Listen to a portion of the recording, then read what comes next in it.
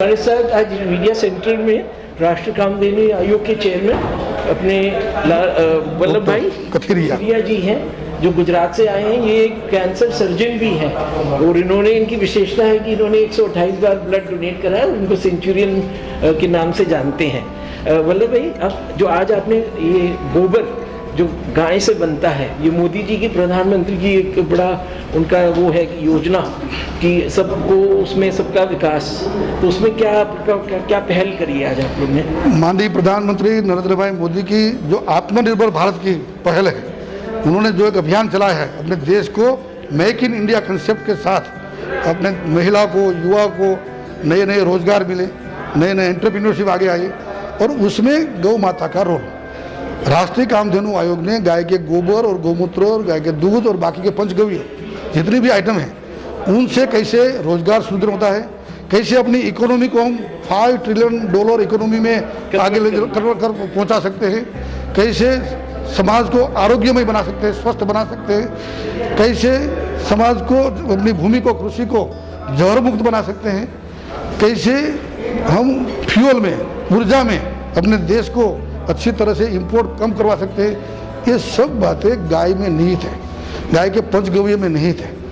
उसको उजागर करने के लिए समाज में एक जन जागरण हमने निमित्त बनाया। गाय का गोबर का एक दीपक एक सिंबल है। गाय के गोमय से बना हुआ दीपक, बाद में बहुत सी आर्टिकल्स, बहुत सी आइटम, गाय उस बहाने एक घर में पॉजिटिव चर्चा का, एक डिबेट का विषय बने।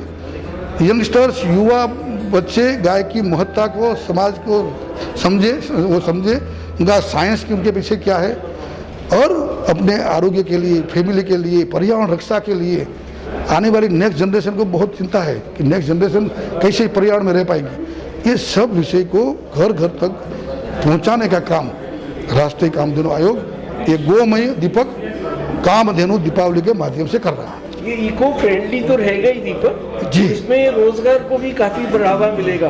बिल्कुल, एकदम डेवलपमेंट का है। महिला, इतनी महिलाएं, सेल्फ हेल्प ग्रुप, इतने एंटरप्रेन्योर्स, गौशाला वाले, गांव से लोग जुड़ रहे हैं। दीपक गौशाला पकड़ लेते हैं, गाय का गोबर खरीद लेते हैं और दीपक का मोल्ड लाते हैं, डाई लाते हैं, और उनके आधार पर अच्छी तरह से दीपक बना करके बहुत बड़ा मार्केट है।